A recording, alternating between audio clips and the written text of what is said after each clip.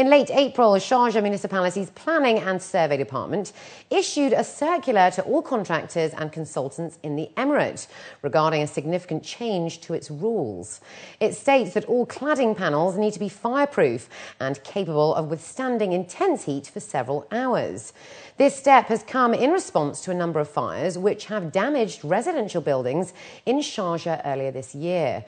Following these developments and the recent annual Fire Safety Technology Forum held in the capital, industry experts say there is a good initial step, but more still needs to be done. Khadija Saleh has this report.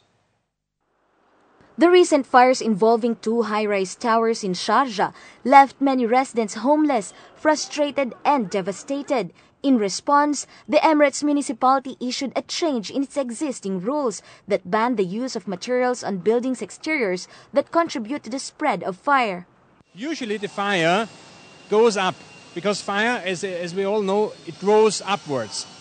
Now what happens with a material like a non-fire-rated composite panel?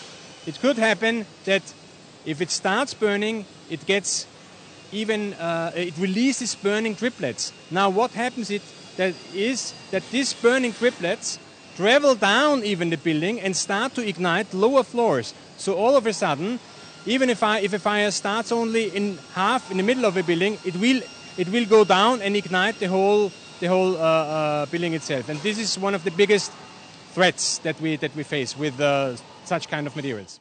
Alico, established in the UAE for 35 years and specialized in architectural building envelopes, say the new rule is a positive move for everyone. It is believed that the practice of using non-fire retardant aluminium composite panels or ACPs for cladding over its fire retardant and resistant counterparts was due to the previous absence of the rule, general lack of awareness and perhaps the cost difference.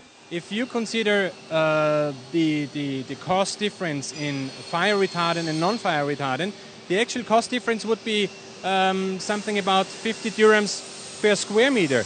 I mean, the fabrication, the manufacture, the installation is all the same.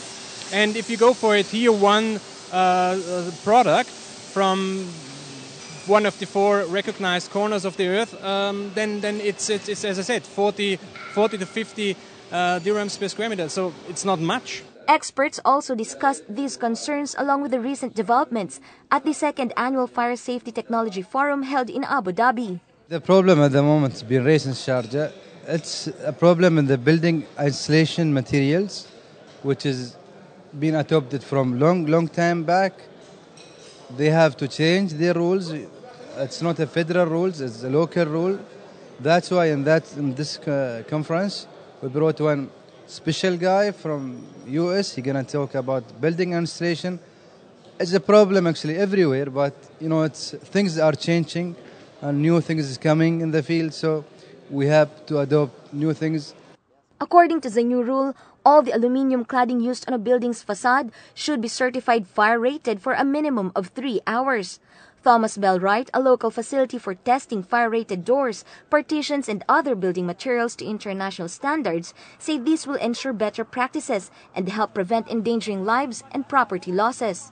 Imagine that all of these buildings have the external cladding. It should be fire-rated ones. Like if they need to test it, there was no existing lab where they can do this kind of test.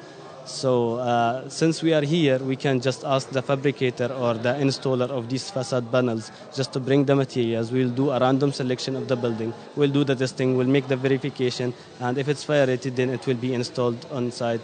So it will make easier for the civil defense people or staff. Like they can just minimize the burning area or the burning surface of the full building.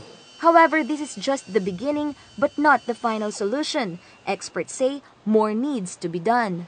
We have been invited to sit together with the municipality and talk about these issues and just come up with joint solutions and see how we together, the municipality and the industry, can establish rules and regulations that are fit for the intended purpose, but also are not restricting or over-restricting materials and therefore would harm our industry. While the awareness level in the construction sector has been raised, everyone hopes to see a better framework that protects property, public safety, as well as the business industry. Khadija Sali, 7 National News.